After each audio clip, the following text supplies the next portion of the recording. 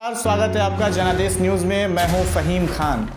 चुनाव की सरगर्मी जो है वो दिन प्रतिदिन तेज़ होती जा रही है और अगर देखा जाए तो जो भी विधायक हैं वो जनता के बीच जा रहे हैं। ख़ास तौर में जो कार्यकर्ता हैं वो अपने आप को भी, अन्य पार्टी के भी लोग जो हैं वो अपने आप को भावी प्रत्याशी कह रहे हैं और जनता के बीच जा रहे हैं। कई ऐसे चेहरे भी सामने आ रहे हैं जो कि इंडिपेंडेंट चुनाव लड़ने का फैसला लिया है। आखिर क्या बात है कि अन्य पार्टियों को नहीं चूज़ करके उन्होंने इंडिपेंडेंट चुनाव लड़ने का फैसला लिया है।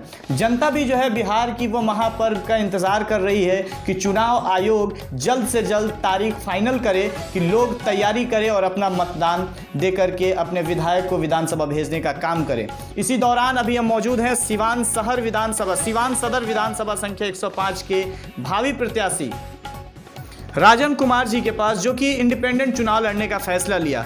अभी अगर देखा जाए तो सिवान में बहुत सारी पार्टियां हैं। ये खुद मैं बताऊं कि आम आदमी पार्टी से थे और अभी क्या बात है कि इन्होंने आम आदमी पार्टी को छोड़ करके इंडिपेंडेंट चुनाव लड़ने का फैसला लिया है। सबसे पहले तो सर स्वागत है हमारे जनादेश न्यूज़। जी, आपका भी हमारे यहाँ स्वागत है और पूरे सिवान की जनता को हमारा नमस्कार प्रणाम है। सबसे पहला सवाल सर आपसे ये रहा हमारा कि आप अपनी कदम राजनीति में कब से रखे हैं सर?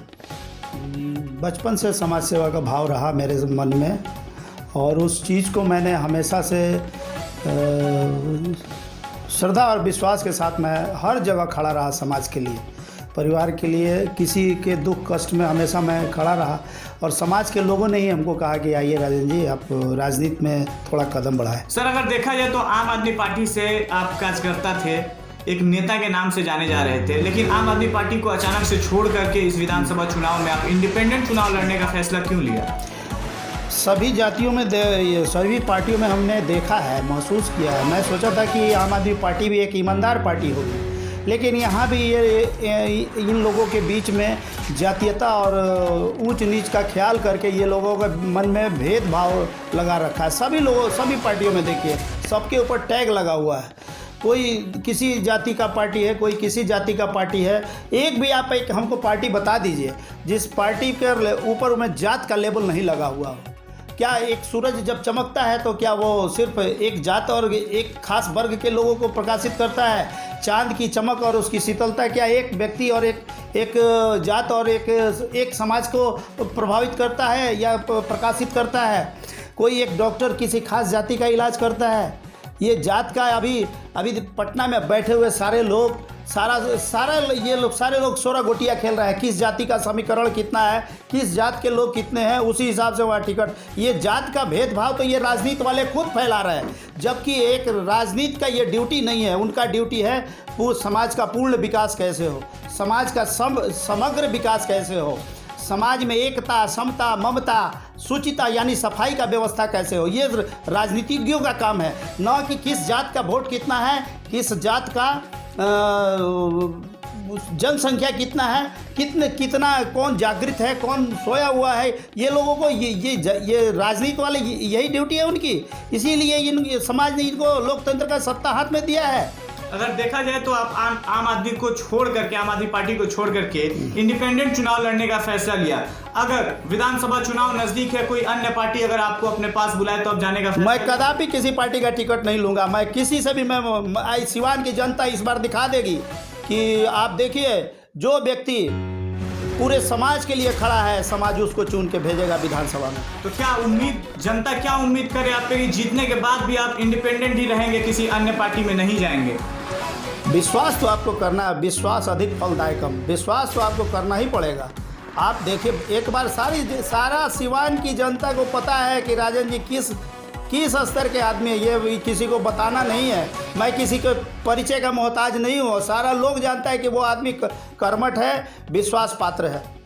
किन मुद्दों को लेकर जनता के बीच जा रहे? जो भी भावी प्रत्याशी होते हैं वो 2-3 मुद्दों को लेकर जनता के बीच जाते हैं। स्वास्थ्य, बेरोजगारी और शिक्षा की मुद्दा पे बात करते हैं। आप किन मुद्दों पे बात कर रहे हैं? आप बताएं ना कि वो उन्होंने क्या स्वास्थ्य, शिक्षा और क्या बताए हैं आप?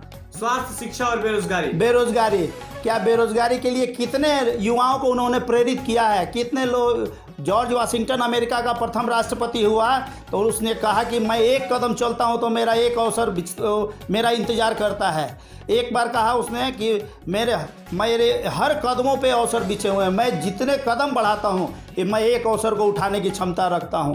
कोई भी नेता किसी को रोज़गार नहीं दे सकता है, लेकिन प्रेरणा, प्रोत्साहन और प्रशंसा करके युवाओं को बेहतर दिशा में प्रेरित कर सकता है। एक नेता कहते हैं कि पकौड़ा तलो, ये क्या पकौड़ा तल के रोज़गार पाने की व्यवस्था है? आप युवाओं को रोज़गार दीजिए, नहीं रोज़गार दे सकते तो प्रेरित कीजिए उनको रोज़गार पाने के लिए। सिवान के जो प्रेजेंट विधायक हैं या जो लोग भी हैं नेता हैं, उनसे पूछिए कि कितने लोगों को, युवाओं को इन्होंने प्रेरित करके। देखिए, अगर देखा जाए तो इलेक्शन जैसे जैसे नजदीक होता है, जनता के बीच जाते हैं, कदम से कदम मिला के चलते हैं जनता से। और बेरोजगारी मुद्दे पे जब बात होती है तो सिवान सदर विधानसभा के जो भी भावी प्रत्याशी होते हैं वो एक मुद्दा उठाते हैं, सूता फैक्ट्री। आपको बताते चले कि सूता फैक्ट्री भी अब बिक चुका है। अब किन मुद्दों को लेकर आप लोग पहुंचेंगे जनता के बीच? एक ही मुद्दा नहीं है भैया, बहुत सारा मुद्दा है। सड़क और बिजली पानी ये विकास नहीं है। विकास वो है, आपने कितने सिवान में इंडोर स्टेडियम बनाए, सिवान में कितने आउटडोर स्टेडियम बनाए, कितने पुस्तकालय बनाए, कितने। अब सिवान के स्वास्थ्य को लीजिए ना, सिवान के स्वास्थ्य में सिवान के हॉस्पिटल, ये सदर हॉस्पिटल है, एक भी जिला अस्पताल है इस सिवान? इतना बड़ा 28 लाख की जनसंख्या है। 28 लाख की जनसंख्या में आप 15 साल से सिवान के विधायक हैं, आप नेता हैं, आपकी सत्ता है, आप चाहते तो एक जिला अस्पताल सिवान में बनते। एक मिनट हमारी बात सुनिए। जिला अस्पताल अगर यहाँ पे होता तो जो एम्बुलेंस वाले पेशेंट को लेके गोरखपुर और पटना जाते हैं, 5,000 रुपया जनता लुटा जाती है और फिर वहाँ से हॉस्पिटल वाले वहाँ पे लूटते हैं। सदर हॉस्पिटल होता तो आज यहाँ की जनता लूटी जाती? नहीं लूटी जाती। शिक्षा के मामले में वही देख लीजिए, यहाँ के बच्चे बाहर जाते हैं, कोटा जा रहे हैं, बेंगलोर जा रहे हैं, कोई बॉम्बे गोवा जा रहा है, कोई दिल्ली जा रहा है। अगर यहाँ शिक्षा की बेहतर व्यवस्था बनाई जाती, ये आत्मबल की कमजोरी है, उनकी मनोबल उनके नहीं है, नेताओं के पास ताकत नहीं है, क्षमता नहीं है, उनकी बोलने की क्षमता नहीं है, कहीं लड़ने की क्षमता नहीं है। और कमज़ोर व्यक्ति सिर्फ पार्टी के नाम पर ये लोग वोट ले करके और सत्ता शीर्ष हो जाते हैं। अगर देखा जाए तो चुनाव जैसे जैसे नजदीक होता है इन सब मुद्दों पे लोग बात करते हैं। आपने कहा स्वास्थ्य की बात की, तो हर एक पंचायत में एक स्वास्थ्य केंद्र होता है, इस पे क्या कुछ कहेंगे आप? हर पंचायत में है तो कहाँ वहाँ व्यवस्था है बताए तो? हमने आपसे कहा कि यह सदर अस्पताल है, जिला अस्पताल होना चाहिए, यहाँ इतना बड़ा हॉस्पिटल होना चाहिए, इतना बड़ा व्यवस्था होना चाहिए कि यहाँ के लोग पटना न जा करके उनका इलाज यहाँ पे खुद होना चाहिए। यहाँ पे व्यवस्था बने तब बात बने, ऐसे नहीं काम चलता है। जनसंपर्क कर रहे हैं, जनता के बीच जा रहे हैं, कैसे जनता को अपने करीब ला रहे हैं आप? जनता तो भैया पहले से जानती है, ऐसा नहीं है। वो कहीं जाते हैं तो लोग सर आंखों पे बिठा के बात करते हैं और कहते हैं राजन भैया एकदम आपने सही किया है, आपने एक बेहतर प्रयास उठाए हैं, बेहतर कदम है, हम सभी लोग आपके साथ हैं। क्या आपके भी मन में कोई जाति धर्म की बात है अन्य पार्टियों की तरह, या फिर आप इंडिपेंडेंट चुनाव लड़ रहे हैं तो सारे जातियों को साथ में लेकर के ही अपने साथ चलेंगे? मैं कभी किसी जाति पात की बात नहीं करता और यही कारण है कि मैं इंडिपेंडेंट चुनाव लड़ने का प्रयास कर रहा हूँ। क्या कुछ कहेंगे हमारे न्यूज़ के माध्यम से सिवान सदर विधानसभा संख्या 105 के तमाम जनता को? आप जनता को और साथ में युवाओं को यही कहेंगे, नौजवानों तुम हो देश निर्माता, तुम चाहो तो दुनिया को सुख सौरों से भर सकते हो, अतुल वैभव के दाता तुम हो, जग की तरणी खे सकते हो। आज ज़रूरत है साहस की, पूरा सिवान तुमसे अनुदान मांगता, सिवान के नौजवानों उठो, आज युवा शक्ति अभियान मांगता।